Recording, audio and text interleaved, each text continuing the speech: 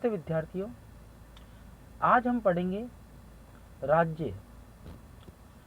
राजनीति विज्ञान का सबसे महत्वपूर्ण अवधारणा राज्य है, क्योंकि अगर हमारे विषय से राज्य की अवधारणा को हटा दें तो हमारा विषय विषय ना रह करके केवल एक अध्ययन का साधन रह जाएगा। क्योंकि हमारे विषय का मूल आधार उसकी आत्मा राज्य है। बिना राज्य के हम राजनीति को नहीं समझ सकते हैं और ना ही इसका अध्ययन कर सकते हैं, क्योंकि राज्य का ही राजनीति विज्ञान में अध्ययन किया जाता है और बिना राज्य के राजनीति विज्ञान अधूरी है और बिना राजनीति विज्ञान के राज्य अधूरा है। गार्डनर का प्रसिद्ध कथन कि राजनीति का प्रारंभ एवं अंत राज्य के साथ होता है, यानी कि अगर राज्य नहीं होगा तो राजनीति भी नहीं होगी और राज्य अगर है तो वहाँ राजनीति भी होगी। इस प्रकार हमारा विषय राज्य रूपी अवधारणा से आत्मागत रूप से संबंध है, जिसके अभाव में हमारा विषय मृत हो जाएगा। राज्य क्या है? राज्य पर विभिन्न विचारकों ने अपने अपने दृष्टिकोण दिए, अपने विचार दिए। कुछ राज्य को अमूर्त संस्था मानते हैं, कुछ राज्य को मूर्त संस्था मानते हैं, कुछ राज्य को एक ऐसा साधन मानते हैं जो व्यक्ति के व्यक्तित्व विकास में योगदान देते हैं, तो कुछ राज्य को वे संस्था मानते हैं जिसका काम नीति निर्माण एवं नीति क्रियान्वयन कर शासन संचालन को करना है। लेकिन राज्य है क्या? राज्य क्या है? ये राजनीति शास्त्र का एक जटिल प्रश्न है। प्रत्येक व्यक्ति राज्य का सदस्य होता है और राज्य शब्द का प्रयोग प्रतिदिन अनेक बार किया जाता है, किंतु राज्य क्या है ये बहुत कम लोग जानते हैं। विभिन्न राजनीति शास्त्रियों ने राज्य के कई स्वरूपों का अध्ययन किया है। कार्ल मार्क्स के अनुसार राज्य एक वर्गीय संस्था है, यानी कि राज्य दो वर्गों का केंद्र है, एक सर्वहारा और दूसरा बुर्जुआ वर्ग, यानी कि एक साधन संपन्न वर्ग और एक साधनहीन वर्ग। वहीं कुछ विचारक इसको राज्य को वर्गीय संस्था के साथ साथ एक कल्याणकारी अवधारणा के स्वरूप में इसका अध्ययन करते हैं कि राज्य एक कल्याणकारी संस्था है जिसका उद्देश्य व्यक्ति के व्यक्तित्व का विकास करना है। लेकिन राज्य क्या है और राज्य का उद्देश्य क्या है, इस विषय पर विचारकों में मतभेद हैं। अगर हम राज्य का अंग्रेजी शब्द देखें तो राज्य का अंग्रेजी शब्द है स्टेट, और स्टेट लैटिन भाषा के स्टेटस शब्द से बना हुआ है, जिसका शाब्दिक अर्थ किसी व्यक्ति के सामाजिक स्तर से होता है और जिसको क्षण या धीरे धीरे जो अपना स्वरूप बदलता है और अपने समाज के स्तर को प्राप्त करता है। इस प्रकार हम देखते हैं कि शाब्दिक दृष्टि से राज्य एक सामाजिक स्वरूप या एक सामाजिक संस्था है जिसका उद्देश्य व्यक्ति को सामाजिक बनाना है। महान विचारक राजनीति शास्त्र के जनक अरस्तु का प्रसिद्ध कथन कि राज्य परिवारों तथा ग्रामों का एक संघ है जिसका उद्देश्य एक पूर्ण तथा आत्मनिर्भर जीवन की स्थापना करना है, जिससे हमारा अभिप्राय सुखी और सम्माननीय जीवन से है। यानी कि अरस्तु अपनी परिभाषा में कहता है कि राज्य परिवार और ग्रामों का समूह है, यानी कि परिवार और परिवार के बाद गांव, ये सब मिलकर राज्य को बनाते हैं। और राज्य का अस्तित्व इसलिए है, राज्य का सृजन इसलिए किया गया है ताकि वो व्यक्ति को सद्गुणी बना सके, उसके व्यक्तित्व का विकास कर सके, उसको विवेक नामक जो तत्व है वो प्रदान कर सके, जिससे वो अपना अच्छा और बुरा सोच सके और राज्य के क्रमिक विकास में अपना योगदान दे सके। वहीं प्रसिद्ध आधुनिक विचारक वुड्रो विल्सन के अनुसार पृथ्वी के किसी निश्चित भाग में शांति में जीवन के लिए संगठित होकर जीना ही राज्य कहा जाता है। वुड्रो विल्सन कहता है कि अगर कहीं पर कुछ लोगों के द्वारा अगर संगठित होकर जीवन यापन किया जाता है तो वो राज्य है। यानी कि संगठित होने का मतलब है कि जब समाज के लोग जो हैं आपस में एक होकर अपने शासन को स्वयं करेंगे, अपने शासन का संचालन स्वयं करेंगे और अपने लिए नियमों का निर्माण करेंगे, तो इसका मतलब वो संस्था निश्चित रूप से राज्य ही है। हॉल ने अंतर्राष्ट्रीय कानून के अनुसार राज्य की स्थिति का ध्यान रखते हुए उसकी परिभाषा इस प्रकार दी है कि स्वतंत्र राज्य के लक्ष्य यह है कि उसका निर्माण करने वाला समाज स्थायी रूप से राजनीतिक ध्येय की प्राप्ति के लिए संगठित है, उसका एक निश्चित प्रदेश होता है ये, और वो बाहरी नियंत्रण से मुक्त होता है। यानी कि हॉल ने जो इंटरनेशनल लॉ है उसका अध्ययन करने के उपरांत जो राज्य की परिभाषा दी और कहा कि राज्य एक स्वतंत्र संस्था है जिसका उद्देश्य समाज को संगठित करना है, व्यक्ति का व्यक्तित्व का विकास करना है और बाहरी किसी नियंत्रण के रहकर स्वयं का विकास करना है। यानी कि राज्य पर किसी बाहरी शक्ति का नियंत्रण नहीं होता है, वो पूर्ण मुक्त होती है, उस पर किसी का जोर जबरदस्ती नहीं होती है, वो किसी के साथ संबंध स्थापित करे, संधि करे, समझौते करे, युद्ध की घोषणा करे, इसके लिए राज्य पृथक है, उस पर किसी प्रकार का रोक टोक या दबाव किसी संस्था या राज्य द्वारा नहीं लगाया जा सकता है। इस प्रकार इन परिभाषाओं का अध्ययन करने के उपरांत हम कह सकते हैं कि राज्य वह संस्था है जिसका उद्देश्य मनुष्य के जीवन को सुखमय बनाते हुए समाज का ऐसा क्रमिक विकास करना है ताकि उस संस्था में व्यक्ति का व्यक्तित्व का विकास हो सके। अगर हम विस्तृत परिभाषा की बात करें तो हम देखते हैं कि एक नवीन परिभाषा उभर कर आती है कि राज्य वह संस्था है जिसका स्वयं के निश्चित भूभाग हो, जिसकी स्वयं की निश्चित सीमाएं हो और उसमें उसकी जनसंख्या या निश्चित जनसंख्या हो या जनता हो और उसकी जनता के द्वारा निर्वाचित सरकार हो और उस निर्वाचित की पास जो सरकार है उसके पास में वो सर्वोच्च शक्ति हो जिसके माध्यम से वो अपने देश के नागरिकों को, अपने क्षेत्र के नागरिकों को आदेश प्रदान कर सके और बाहरी क्षेत्र में वो पूर्णतः मुक्त हो, यानी कि किसी आदेश को मानने के लिए विवश ना हो। इस प्रकार हम विस्तृत परिभाषा का अध्ययन करने के उपरांत देखते हैं कि किसी संस्था को राज्य या प्रांत कब कहा जाए, क्योंकि राजनीति विज्ञान का ये मूल प्रश्न है। जैसे भारत के जो राज्य हैं उनको प्रांत कहा जाता है, उनको राज्य कहा जाता है, उन्हें प्रांत नहीं कहा जाता। जबकि अगर अंतर्राष्ट्रीय स्तर पर हम जाएं तो देश को जो होता है या राष्ट्र जो होते हैं उनको राज्य शब्द का प्रयोग किया जाता है। लेकिन प्रांत और राज्य में अंतर क्या है, इस विषय का, इस प्रश्न का और राज्य होने के लिए क्या शर्तें अनिवार्य है, अगर इनका उत्तर जानना है तो हमें राज्य के आवश्यक तत्वों का अध्ययन करना होगा, समझना होगा कि राज्य के आवश्यक तत्व क्या है। पहला है जनसंख्या। राज्य होने के लिए निश्चित जनसंख्या का होना आवश्यक है।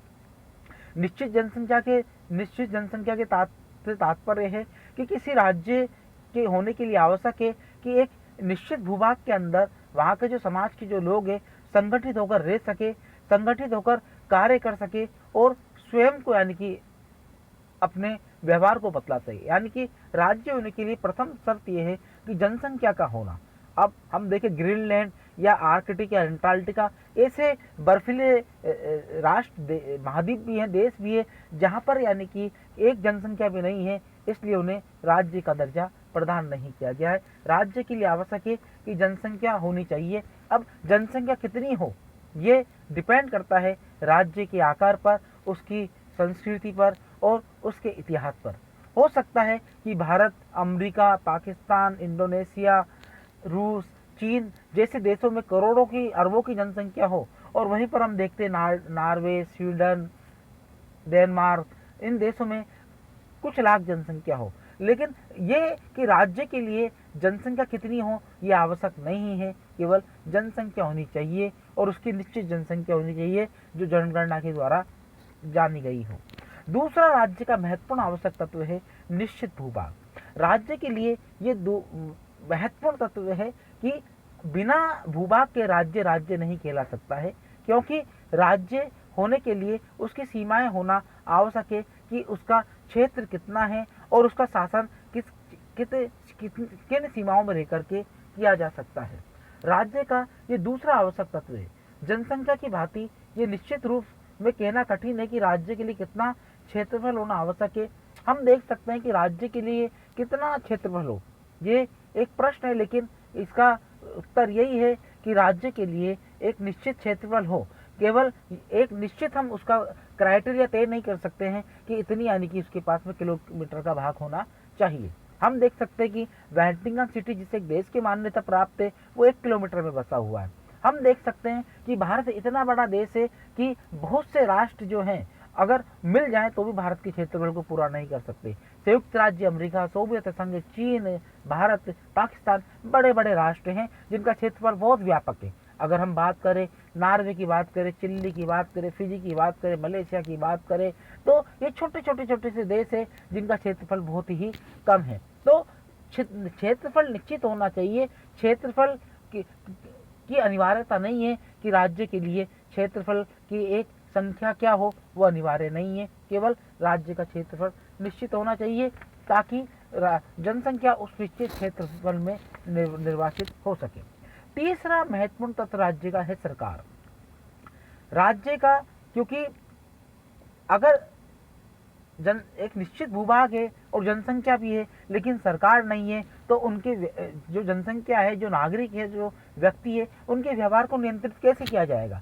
उस ऐसे सभ्य समाज के अंदर जिसमें संस्कार नहीं है, विवेक नहीं है, जिसमें शासन संचालन का अभाव है, वह अराजकता की स्थिति होगी और परिणाम ये होगा कि उस अराजकतापूर्ण वातावरण के अंदर व्यक्ति स्वयं के प्राणों को त्याग देगा या एक दूसरे के प्राणों को हरण लेगा। तो हम देखते हैं कि सरकार राज्य का एक महत्वपूर्ण आवश्यक तत्व है जिसके बिना हम राज्य को राज्य नहीं कह सकते हैं, क्योंकि व्यक्ति के व्यवहार को संचालित करने के लिए, राज्य के संचालन करने के लिए सरकार आवश्यक है। अब सरकार कैसी हो, क्या संसदीय हो या अध्यक्षीय हो, ये राज्य की स्वयं पर विवेक, स्वयं के दृष्टिकोण पर निर्भर करता है, उसकी स्वरूप पर निर्भर करता है कि राज्य के नागरिकों ने किस सरकार के स्वरूप को अपनाया है। लेकिन हम कह सकते हैं कि सरकार होना आवश्यक है। सरकार से तात्पर्य यहाँ पर है कि व्यवस्थापिका, कार्यपालिका और न्यायपालिका। व्यवस्थापिका कानून निर्माण करने वाली संस्था, कार्यपालिका उन कानूनों को क्रियान्वित करने वाली संस्था, और न्यायपालिका वे संस्था है जो व्यक्ति के व्यवहार को नियंत्रित करती है, जो राज्य में कानून की स्थापना को मूल रूप प्रदान करती है, जो राज्य के स्वरूप को स्पष्ट करती है, जो राज्य की रक्षा करती है, जो राज्य के संविधान को रक्षा करती है, नागरिकों के अधिकारों की रक्षा करती है। बिना न्यायपालिका के राज्य राज्य नहीं हो सकता है, क्योंकि राज्य होने के लिए हम सरकार का होना बहुत आवश्यक है और बिना सरकार के राज्य राज्य नहीं हो सकता है। ये राज्य का तीसरा तत्व है। लेकिन चौथे तत्व की अगर हम बात करें, वो है संप्रभुता, जिसे प्रभुसत्ता भी कहा जाता है। अंग्रेजी में इसे सॉवरेनिटी कहा जाता है, जिसका अर्थ होता है सर्वोच्च सत्ता। कि किसी निश्चित भूभाग में निश्चित जनसंख्या भी, उसकी सरकार भी है, लेकिन संप्रभुता शक्ति किसके पास है। 1949 से पूर्व, 15 अगस्त 1949 से पूर्व की बात करें तो भारत के पास जनसंख्या भी थी, निश्चित भूभाग भी था, सरकार भी थी वहां के लोगों की, लेकिन शासन की जो शक्ति है वो ब्रिटेन के हाथ में थी, ब्रिटेन की संसद के हाथ में थी। उन कानूनों का निर्माण, हमारे जो शासन संचालन संबंधी नियमों का या विधानों का जो निर्माण है वो ब्रिटेन के द्वारा किया जाता था, ब्रिटेन की संसद द्वारा बनाए जाते थे। और हम अन्य देशों से संबंध स्थापित करें, किस प्रकार से करें, ये हम स्वयं नहीं कर सकते थे, उसके लिए ब्रिटेन उत्तरदायी था। इस प्रकार हम देख सकते हैं कि हमारे पास में संप्रभुता नामक शक्ति नहीं थी और हम एक स्वतंत्र राज्य नहीं थे, स्वतंत्र राष्ट्र नहीं थे। अब संप्रभुता है क्या? संप्रभुता से तात्पर्य है कि वो सर्वोच्च शक्ति जो अपने निश्चित भूभाग के अंदर जो निश्चित जनसंख्या है उसे आदेश तो देती है, लेकिन वो जो जनसंख्या है, वो निश्चित जो जनसंख्या है वो उसे आदेश नहीं दे सकती है। और जो आदेश संप्रभु के द्वारा दिया जा रहा है वो नागरिकों को मानना अनिवार्य है। और अगर नागरिक उन आदेशों को नहीं मानते, उनकी अवहेलना करते हैं, तो सर्वोच्च शक्ति जो है दंड के माध्यम से उन्हें मानने के लिए विवश कर सकती है। और साथ ही अपने ही समान जो संप्रभु राष्ट्र है, अपने ही समान जो संप्रभु राज्य है, उससे वो संबंध स्थापित करने में स्वतंत्र है, किसी प्रकार का कोई दबाव नहीं है और किसी प्रकार का वो दबाव में आकर के संबंध को ना बनाए, ऐसा नहीं है। इस प्रकार हम कह सकते हैं कि संप्रभुता वे शक्ति है राज्य की जो राज्य को मूल स्वरूप प्रदान करती है, जो राज्य को राज्य प्रदान करता है। ये राज्य की आत्मा है। अगर किसी राज्य से संप्रभुता शक्ति को छीन ले तो उसका परिणाम ये होगा कि वो राज्य राज्य ना रह करके जिसके पास वो संप्रभु शक्ति गई है उस पर उसका शासन स्थापित हो जाएगा। अब हम देखते हैं कि राजस्थान प्रांत है, छत्तीसगढ़ प्रांत है, मध्य प्रदेश प्रांत है, इनका निश्चित भूभाग भी है, निश्चित जनसंख्या भी है, इनकी सरकार भी है। लेकिन संप्रभुता नामक जो शक्ति है वो भारत सरकार के पास है, वो हमारे संविधान के पास है। और जितने भी हमारे ये राज्य हैं भारत के, इनको हम प्रांत कह सकते हैं। इन जो प्रांत है, इन प्रांतों के पास में स्वयं के वो के लिए वो सर्वोच्च शक्ति नहीं है और स्वयं ये अन्य देशों से संबंध स्थापित नहीं कर सकते हैं। इस प्रकार कहा जा सकता है कि ये जो राज्य है भारत के, ये प्रांत हैं और भारत एक राज्य है, क्योंकि संप्रभुता नामक शक्ति भारतीय संघ को प्राप्त है, भारत को प्राप्त है, ना कि उनके प्रांतों को। इस प्रकार राज्य और प्रांत में अगर अंतर करना हो तो संप्रभुता नामक शक्ति से किया जा सकता है।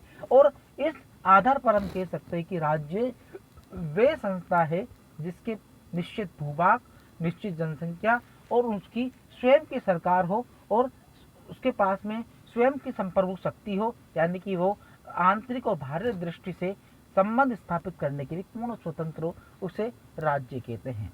अब आपको राज्य का यह दृष्टिकोण समझ में आ गया होगा बच्चों। धन्यवाद।